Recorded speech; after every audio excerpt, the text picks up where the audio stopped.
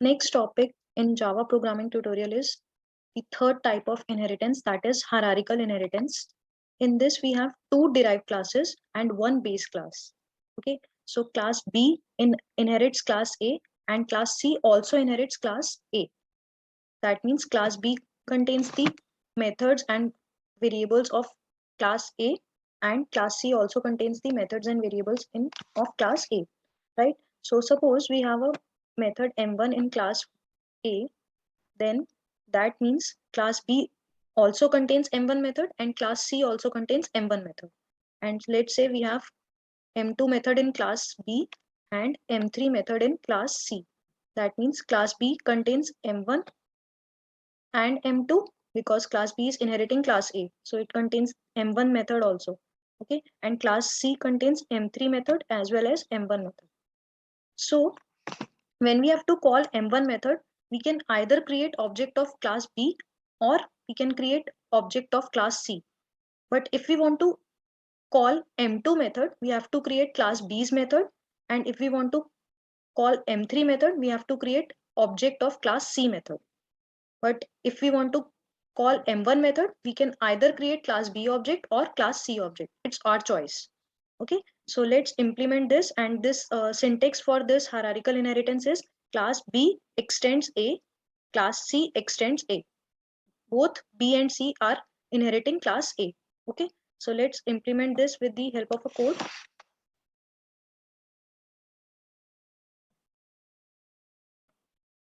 Class A void M1 system dot out dot println. Let's define this method. Okay, hello now and semicolon. Let's close this method and close the class. Now again class B extends A. Okay, by writing this code, class B also contains M1 method, but there is no need to write M1 again. So we write the new method for class B, that is M2 method. Let's define this method and let's say it prints hi.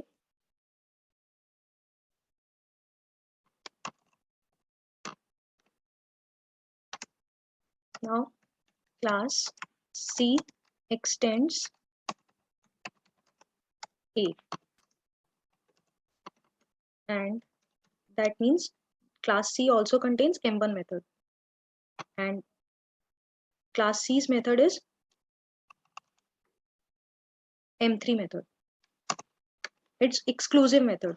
So class C contains M1 as well as M3.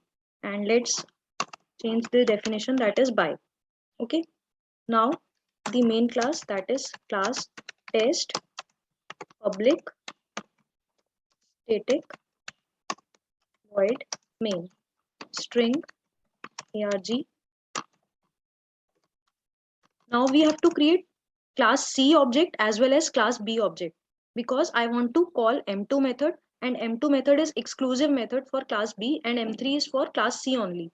So if I want to call M2 and M3, we have to create class B and class C object. So let's create class B object B obj1 equal to new B, and let's create class C object now C obj2 equal to new C.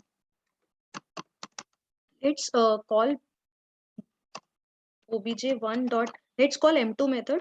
Okay, M2 method is class B's method, so we have to call this using class B's object only, M2. Now let's call M3 method, which is class C's method, so we have to call this using class C's object only, sorry M3. And now to call M1 method, which is class A's method, and both class B and C contains are inheriting class A. So we can call M1 method using class B's object or class C object, either obj1 dot M1 or you can write obj2 dot M1. It's your choice. Okay, दोनों से call हो जाएगा. obj1 dot, let's say obj1 dot M1. You can also write obj2 dot M1. Both are same. Okay, now let's run this program. Let's run this program now. Java C test dot Java. Now run this program, Java test. So hi, bye, and hello. Okay, so first is this is M2 method, this is M3 method, and hello is M1 method. So this is the program for hierarchical inheritance. You can take the screenshot.